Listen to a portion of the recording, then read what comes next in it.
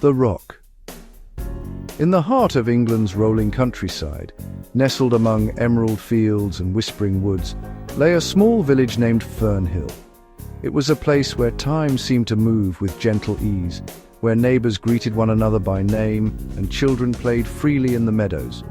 Fernhill was prosperous, and more importantly, its people were happy and filled with love, health, and a quiet contentment that few places know. At the very centre of Fernhill stood a large, unremarkable rock. It was neither jagged nor particularly beautiful, just an ordinary grey boulder, rounded and weathered by centuries. Yet to the villagers, it was much more than a stone. The rock had always been there. No one could remember a time before it stood firmly rooted in the village green, quietly witnessing the comings and goings of generations. Over the years, whispers passed through the village. Some thought the rock an obstruction, blocking the perfect spot for a garden or perhaps a fountain. A few daring souls tried to move it, but the rock would not budge.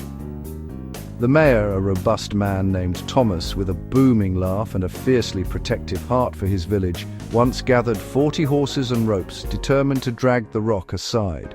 The horses strained, the ropes creaked, and the villagers gathered to watch, but the rock held fast, unmoved by all efforts. It was then the villagers understood.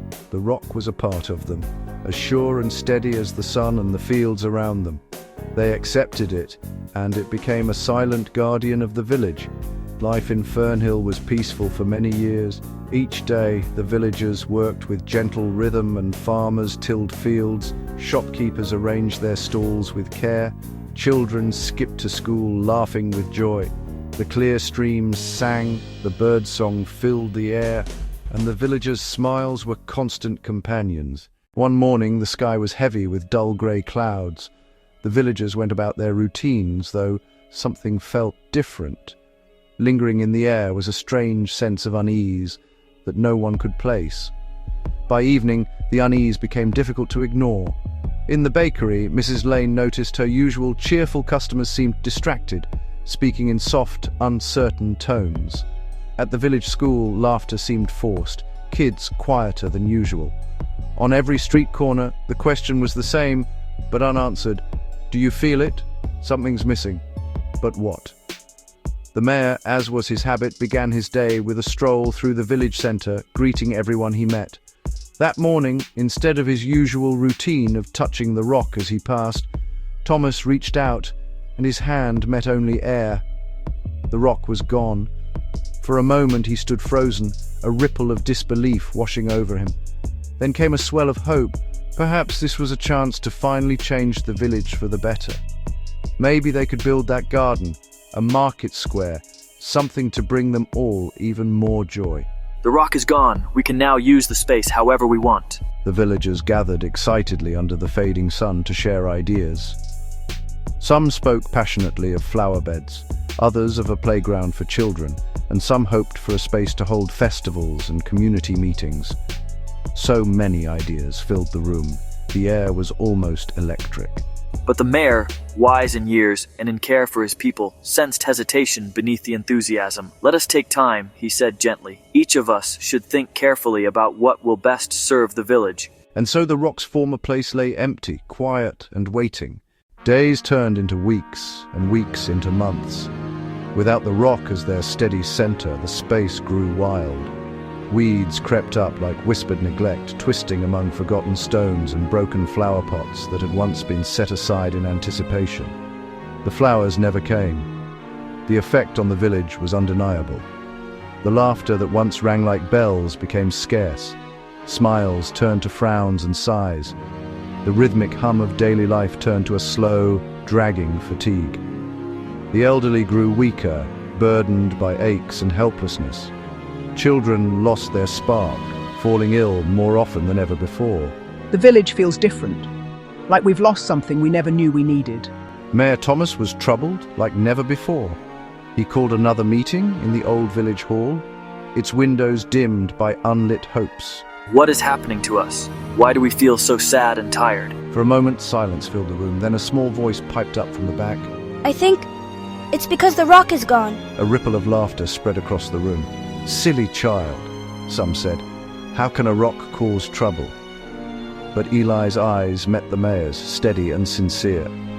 The mayor nodded slowly, sensing a truth deeper than words. Days passed. Fernhill's fortunes continued to wither.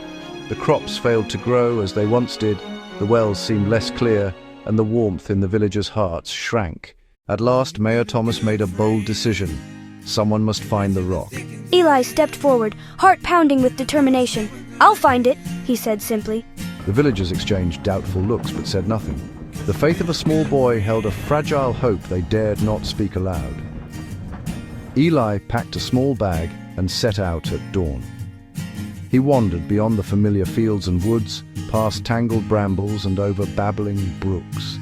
He met travelers and animals, faced rain and scorching sun, each step an act of courage fueled by love for his village. In a meadow far from Fernhill, known by locals as Dickie's Meadow, Eli found the rock resting among tall grasses and wildflowers, just as large and unyielding as before. Kneeling beside it, Eli closed his eyes and prayed, not for strength to move the stone, but for a way to bring it home to his people. When he returned the next day, the rock was gone. He hurried back towards Fernhill, heart bursting with hope. As he reached the village, a joyful uproar rose up. Villagers ran towards him, faces alight with wonder and relief. The rock has returned. The rock has returned. In the days that followed, the village blossomed once more. Children laughed freely, the sick grew strong, the streets sang with music and dance. The rock had returned, not just as a stone, but as the spirit of their togetherness, a symbol of grounding and strength. From that day, no one desired to move the rock again. It was a reminder that sometimes what seems ordinary is truly the foundation of everything we cherish. And so, Fernhill flourished, with the rock at its heart, a steady, unmovable presence anchoring the love and health of a village that understood everyone needs a rock in their life.